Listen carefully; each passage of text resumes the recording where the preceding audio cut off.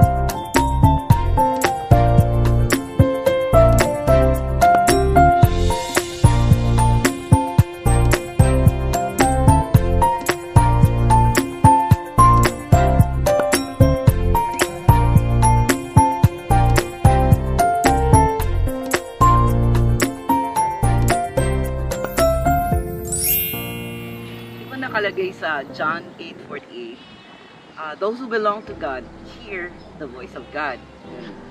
And the reason why people do not hear is because they do not belong to God.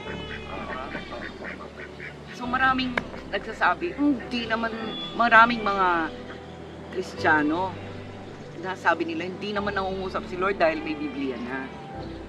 Diba? Pero talagang wala naman dun yung diba, kung sa katitira, anong trabaho, pangalan mo, wala naman sa Bible. Wala nga, marami, pangalan ng anak mo, o saan ka magtatrabaho, o magmi-mission ka ba, wala naman nakalagay doon. Ang tawag natin doon ay yung word ng Lord sa buhay mo, Rhema, Word of God.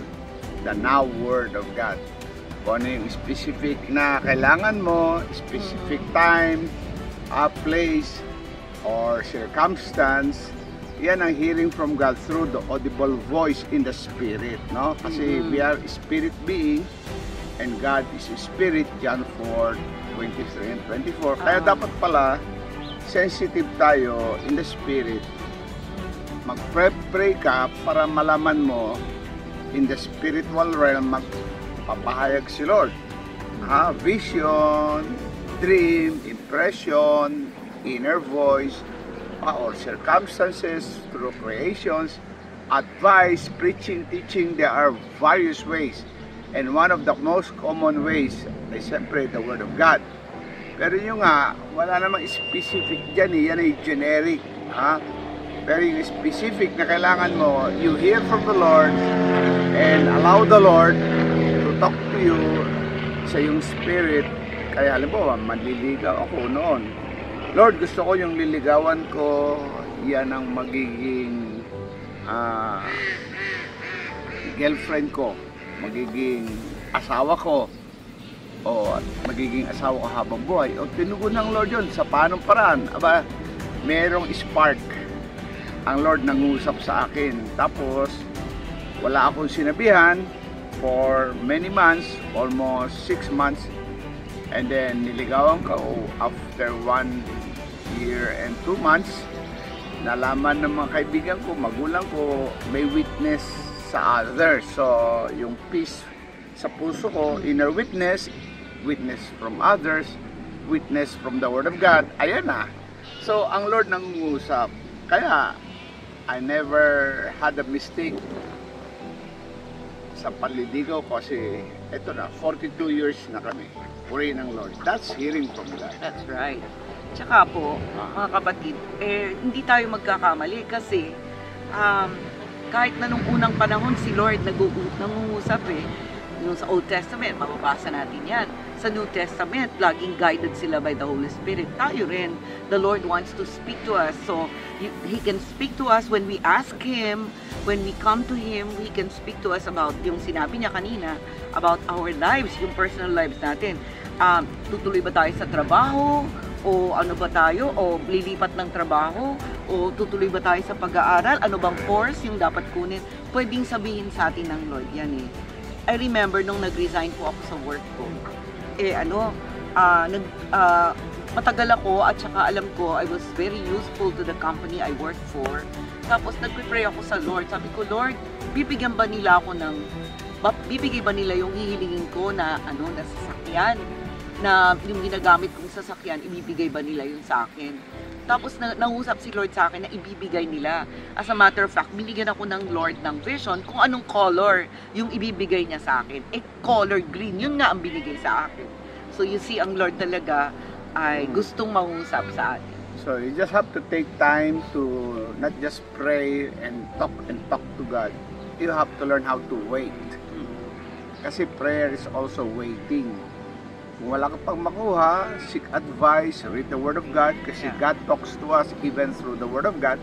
Kung wala ka pang makuha, take time to pray more and wait pa more. Kasi that's also what we call fasting. Wala kang makuha, you pray and you pray pa more.